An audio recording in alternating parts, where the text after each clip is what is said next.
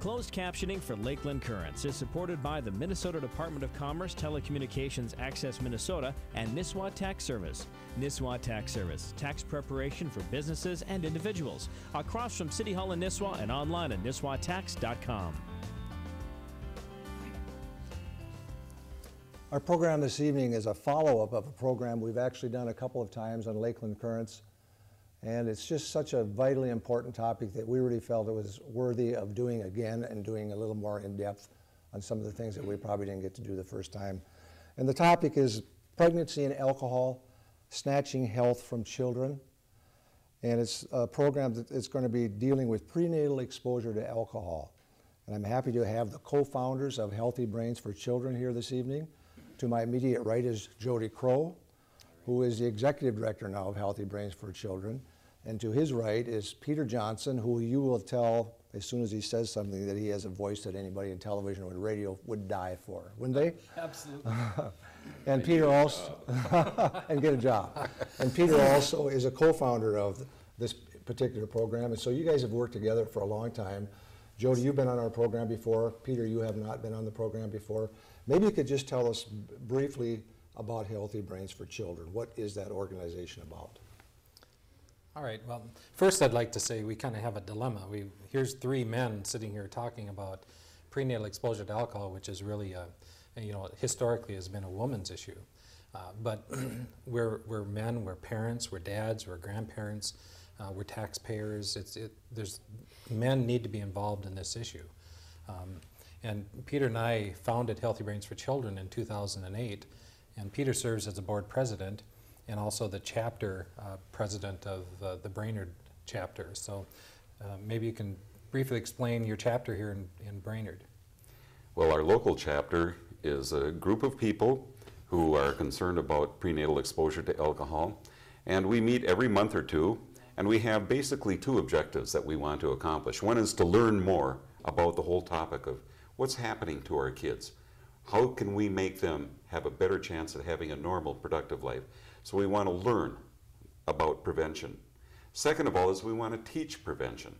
So we spend an awful lot of time going to shows, fairs. I end up speaking at a lot of places such as service clubs, church groups, parents groups. I try to get the message across explaining what I know from what I've learned. Just recently I did one with a group called Teen Challenge here in Brainerd. And here again, here's a group of guys. And I'm going to talk to them about not drinking during pregnancy. And I thought my reception there would be kind of cool. But I'll tell you what, they have wives, they have girlfriends, they have relatives, and they were so responsive and so interactive with the whole message, and they understood, and they were very happy to hear the message. It gives me a chance to meet with school people. I met with the Independent School District 181, which is in Brainerd, and talked to one of the higher-ups in the school there. He said about 20% of the kids in our school district here are involved with special education. And he had me talk to a couple of teachers. They told me they thought at least half of those kids were there because of prenatal exposure to alcohol. Well, doing some research, I found a study that was done. Their estimate is half to three-quarters of all kids that are in special education are there only because of prenatal exposure to alcohol. So it's totally preventable. And it's a very costly project to get these kids through school. And these are things I learned from being in the local chapter, being active all the time, trying to learn more on the subject. So being in the chapter has been a lot of fun. And you also have connections with Rotary. Could you just talk a little bit about that, Peter? Right. Originally, we had help from two organizations. One is the local Elks Lodge helped sponsor our chapter to get started. Second of all, there are two Rotary clubs here in our town, and between the two clubs, we raised enough money to have some nationally known speakers come into our community, and they spoke to people who are in the professions of helping families, helping children, advising. So we had medical people, psychological people, we had clergy, bar owners, social services. We had people who work with this subject that they're running into and may not even recognize. And we were able to explain to them what's happening with prenatal exposure to alcohol. And of course, then what that has done is that's opened doors for us because they want us to come in. In fact, one of the projects we're talking about right now is people from law enforcement were there. And they thought it would maybe be a good idea for us to come in and talk to people who are incarcerated and are bored to death and would like to have a class. And wouldn't it be nice if we could talk to them about what the whole drinking during pregnancy does, the whole significance of it, because it's so much more pervasive than people. You know, you would think you shouldn't drink during pregnancy. Everybody knows that. But when it ends up being 30 to 40% of the kids being born in Minnesota have been prenatally exposed to alcohol, there's a whole range of side effects that can happen. Maybe, Jody, you could explain a little bit of what we're talking about. What are we talking about when we say prenatal exposure to alcohol? What we're talking about is the damage that happens to the fetus and the pre-fetus during the pregnancy. Now, men have got to listen to this too, because in the current research, they're looking at the epigenetics, what may happen to the sperm prior to conception. There might be some epigenetic type research that shows that impacts the pregnancy. But the research that is very clear is the ethanol in alcohol damages the fetus, starting at about 18 days of a pregnancy. And at that point in time, the zygote, which it's an embryo, attaches to the placenta of the mother. And the size of that, if you look at a dime. And you happen to have a dime. I happen to have a dime on my tie. If you look at a dime and you look at the ear on the head of the president of the dime, that's the size of the embryo when it attaches at 18 days. And that's when the ethanol starts to do damage to the embryo. And what it literally does is it damages the outside edges of the embryo. And as that embryo starts changing into a pre-fetus and into a fetus, it starts rolling into the center of the brain. And alcohol is called a midline teratogen. So it starts doing damage to the midline parts of the body that are developed in the midline. So the limbic system of the brain, the center part of the brain, the facial features. And we have a slide that shows some of those facial features and how that damage happens. So if you look at the slide, you can see that on one side, if there was no prenatal exposure to alcohol, you have a full-sized head and a normal appearing face. On the other side, you'll see that heavy prenatal exposure to alcohol is going to do a constellation of damage. You'll see a smaller head size. You'll see anomalies with the eyes, the shortened palpebral fissure, which is the distance or the width of the eye. Epicanthal folds will appear on the towards the nose on the eye. The anomalies with the ear, you can see a different shape, kind of a misshapen ear, a flat midface, and a misshapen nose, and anomalies with the upper lip, which is one of the more evident features of heavy prenatal exposure to alcohol. So you have a flat, very thin upper lip and indistinct or no philtrum. That's the two little ridges that run below the nose. Well, so, now that you've seen that, let's just do a little experiment here. If you were to look at the pictures that you see on the screen right now, can you tell how many of those kids would be fetal alcohol syndrome? Now, fetal alcohol syndrome is what's called a medical diagnosis. Doctors have to diagnose it, and they can only diagnose it using that constellation of physical features that we showed you. So if you're looking at that, yeah, it's kind of hard to tell, but maybe the lower, as I'm looking at it, the lower left-hand side, maybe you can see some misshapen ears. They're a little bit low on the side of the head, but the real true fact of the matter, all of those faces that you see are kids they're adopted children. The adoptive parents have put these kids forward to tell people the story. Those are kids coming into our school. They look very normal. If you don't really know what prenatal exposure to alcohol does to the face, you wouldn't know in those cases. So the scary part about it is a lot of our kids, in fact, a greater share of our kids who are damaged with prenatal exposure to alcohol have no outside indication. So every one of these children, Every one of those children that you see there has the same. have brain damage from prenatal exposure to alcohol. And the way that it's exhibited is in what I call exhibitions of brain damage.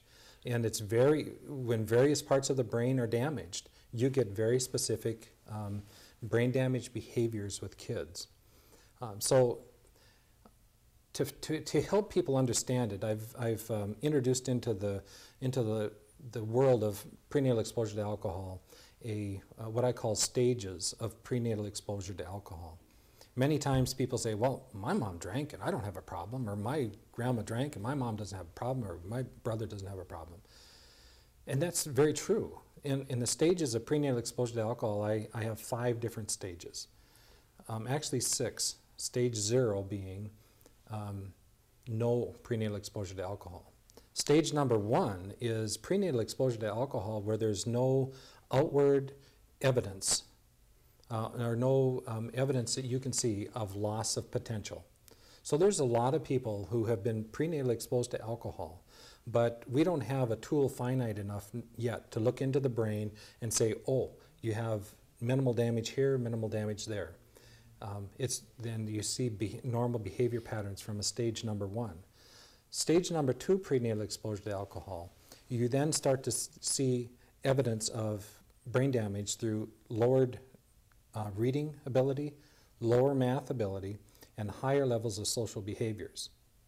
But they're still within the normal range. But they might have some struggles in math and reading, and you start to see these kids showing up in Title I programs and maybe some special ed programs. Stage number 3, prenatal exposure to alcohol, is where you really start to see that much more more problems with reading, with math, with social behaviors, where it interrupts their school. So maybe they're in 6th grade and they're starting to, they're so far behind and they're starting to show rages, or their survival skill is to get into trouble just so they don't have to do work because their brain can't manage what's happening in the classroom. So you start to see those kids start moving into what we call secondary disabilities of prenatal exposure to alcohol, which is disrupted school experience, criminal behaviors, depression, drug and alcohol use, early pregnancies. Those are things that are happening with brains that are damaged. They're not coping in a normal society. Stage number 4, then you have that constellation of behaviors, and then you add onto that the constellation of physical manifestations, the facial features that I showed you. And then stage number 5 is where prenatal exposure results in death. So you have stillborn, miscarriages, SIDS. There's a definite connection to sudden infant death syndrome, a high percentage of those kids. And that was revealed by Dr. Larry Bird out of the University of North Dakota in a study that he did. And then you may have some other death that is a result of organ failure, like heart failure or what have you, the damage that happens in the midline of the body. So when I mentioned earlier the midline teratogen, you have damage to the midline of the face, and the ear damage, actually the ears start in the midline of the fetus and move out, so that the damage to the ears, the damage to the center part of the face, and then damage to the organs that reside in the mid part of your body, the heart, intestines, genitals. That's where you see a lot of the rectum. And I've had kids in schools where I've worked where they've had their rectums rebuilt, heart surgeries, just a multitude of very expensive medical issues that come from prenatal exposure to alcohol. Wow. You look at that dime, and you look at the ear on that dime on the president, and I'm certain that there's so many mothers who have no idea that they're pregnant, and they might be drinking, and I don't know what the definition of heavy drinking would be, but sometimes when they find out that they're pregnant, it's already too late, isn't it? Absolutely. I had a teacher, and she came to me one evening in a church basement after some event, and she says, it just bothers me so much because I was out with my girlfriends and just had a wing-ding party, and partied hard. Came back, and a week later I found out I was pregnant. It happens all over the place, and that's the scary part about this. The message really is from the Surgeon General, and is that if you know, or if you can get pregnant, don't drink alcohol. My message is, if you're drinking alcohol, take a pregnancy test every 2 weeks, because if you can find out you're pregnant within 2 weeks, you're gonna catch it before that 18th day of the pregnancy, when the nutrients from the mother start to feed the pre-fetus, the zygote. And my message to social services and other entities, if you have foster teenagers in your program, female foster teenagers, make sure that they're taking pregnancy tests every 2 weeks, because then you can catch it before if they're drinking, you're going to catch the pregnancy, and then you're going to be able to intervene at that point in time to make sure there's no alcohol. Because that foster teenagers have a very high risk for drinking during pregnancies. Many times these foster teenagers bounce from family to family. They wear out their welcome, and they move to another adult and then another adult. And so in that transition time, a lot of that is happening. We had this, it's a worldwide problem. Absolutely. It cuts across Absolutely. cultures. It isn't Absolutely. just an American problem. There was the issue here recently of the Russian children. Yes. Maybe you would want to talk a little bit about that, where families were adopting the Russian children here in America. Yep. And it was international news, and Russia was so incensed that this woman had put a child on a plane and sent the child back with a note saying, basically, take the child back because you didn't tell me the truth about the child. And that ignited a big conversation, and I really got involved in that on a pretty much a national basis, talking to people across the nation about what was happening with the Russian adoptees. There's a ranch out in Montana that literally is set up as a respite for these families that have these mid-European country adoptees that are coming in, and they're so damaged from two different things. They're damaged from prenatal exposure to alcohol, and then the lack of attention at a very early age. So you have prenatal exposure to alcohol, a brain-damaged child that then has this other component that's based on research too. If they don't get the attention, the love, the attention they need, there's additional brain damage that happens. That's called reactive attachment disorder. So these kids are coming in, and the parents, they're opening up their homes to these children, and they're giving them a loving, wonderful environment, and they're just saying, what is going on with these children? And they literally are getting to the point, some of them, where they're saying, I can't have this child in my family anymore because it's totally destroying the rest of my family. And case in point, last May, I believe it was, I heard on a Monday that there's this boy who brought a gun into school in Hastings, Minnesota. And when I read the report, I got a hold of Star Tribune right away, and I said, please ask if that child was prenatally exposed to alcohol. And that really goes back to my research on prenatal exposure to alcohol and the connection to school shooters, and where I've found that connection, and literally have talked to mothers about their drinking during their pregnancy. And the response I got from the Star Tribune was on a Thursday afternoon. Jim Anderson emailed me, and he said, yes. First, my response or my email to Star Tribune was, please ask if he was prenatally exposed. The response back was, yes, he is FAS. It's uncanny how you knew that.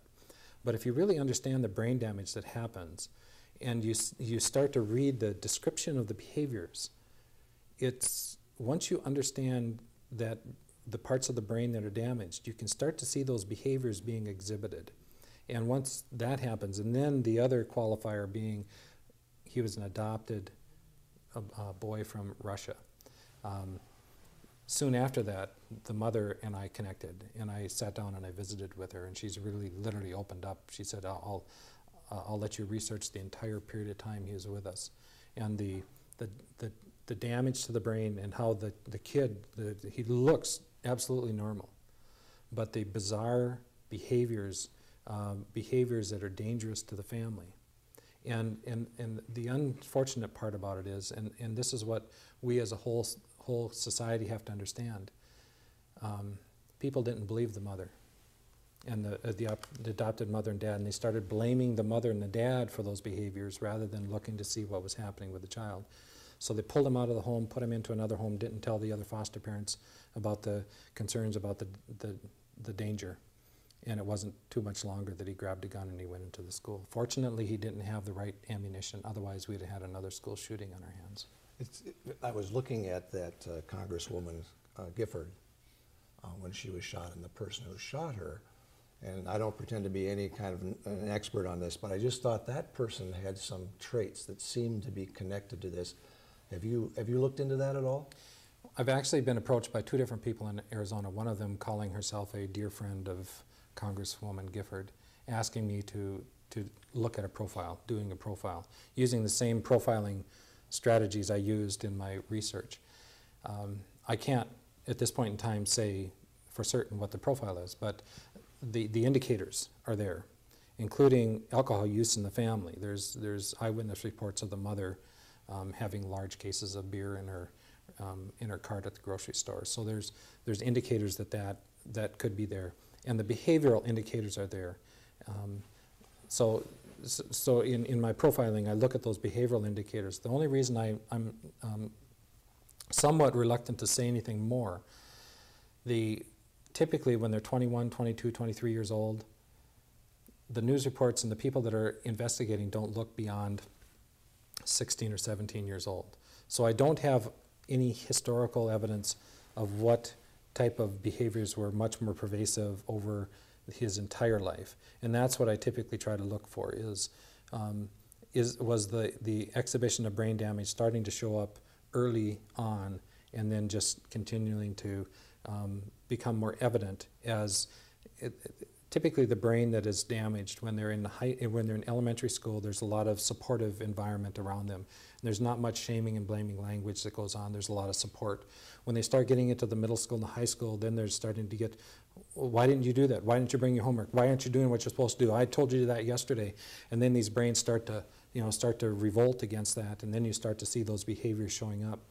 And but his behaviors did start showing up in the 15 to 16-year-old. I know one of the things we talked about in a previous program was that there's not often any feeling of guilt. I think we talked about the Columbine shooters and shooters from some of these other school districts where there's absolutely seems to be no guilt. And that's a characteristic of this, isn't it? When the damage happens in the frontal lobes of the brain, that's where the executive functions reside. And in the executive functions have reasoning and moral, understanding moral development and emotional control and judgment. And when those things are damaged, those parts of the thinking process is damaged, then kids, typically a lot of these kids, they don't have a conscience, or their brain is such that they become they're so impulsive, ADHD type behaviors. They're so impulsive, their impulse acts before their brain can bring up what the consequence of their action is going to be. And in many cases, what we say is that they just don't have any awareness of the link between their action and the consequence. And that is really clear in a lot of cases.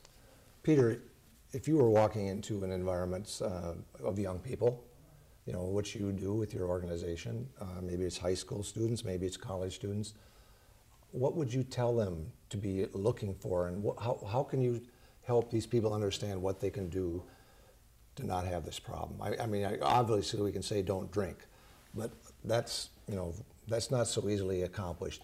But can you give them some warning signs? I know you gave us one, to have a pregnancy test every couple weeks. Do you have any advice for these people?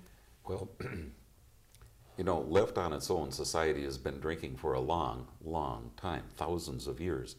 And so just to tell people don't drink during pregnancy is probably not a very successful formula. So what has to be done is we have to have a whole shift. I mean, people didn't want to wear seat belts at first. Well, now we've learned more about that.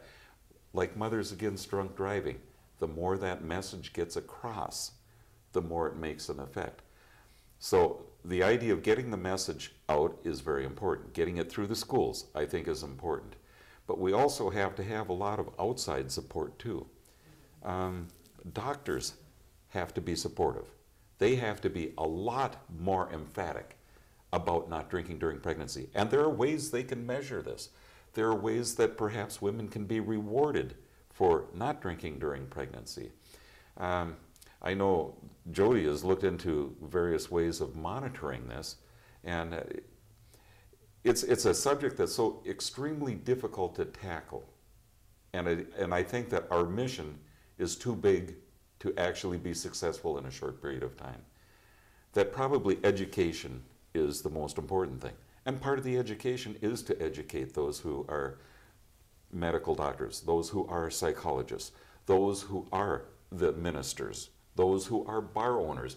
Believe it or not, we're going to have a display coming up here at the Minnesota Licensed Beverage Association conference. Why? They want to know what their responsibility would be in this, and I think that's a good thing. That's pretty cool. Should they have pregnancy test kits available in the bathrooms at a bar? Should there be signs up there saying, if you're pregnant, please don't drink? Should the bars have little pins that they can give a gal when she comes in, when she knows she's pregnant? She says, give me that pin that says baby on board, and I get free soda drinks all night. See, there are lots of things Which might cause strokes now, they're telling us. Good night. Yeah. But the point well being, taken, the yeah. mission is so large, Yeah. but it has to all start with education. How do we understand the message? How do we get the message out? And that's what we're trying to do with our chapter. We're trying to learn what we can, and then how do we spread this message? Well, you know, I don't think any of us can imagine a mother ever wanting to do something like this. I don't care what their conditions might be. And I think that you're right that the more we can help people understand the significant impacts of doing this is a lifelong challenge. And just the cost of special education in America is phenomenal. It's just phenomenal. And if we can cut that in half, that would be a really significant thing. We're down to a minute. Could you tell me how people can get a hold of you? You can get a hold of Peter Johnson or myself through Healthy Brains for Children, www.healthybrainsforchildren.org, and get on the contact page, and we'll respond to any request. Or if you wanted to start a chapter in your community, we would love to give you whatever help that we could. You know, just I love to travel and speak and talk to people, so any chance. I know you both are doing this out of the goodness of your heart and because you just so strongly believe that this is such an important cause. And I think it really is, and you've made a lot of inroads. I know your board is national, so kudos to you for the fine work that you're doing. Thank you. You've been watching Lakeland Currents, where we're talking about what you're talking about. I'm Ray Gildow. So long until next time.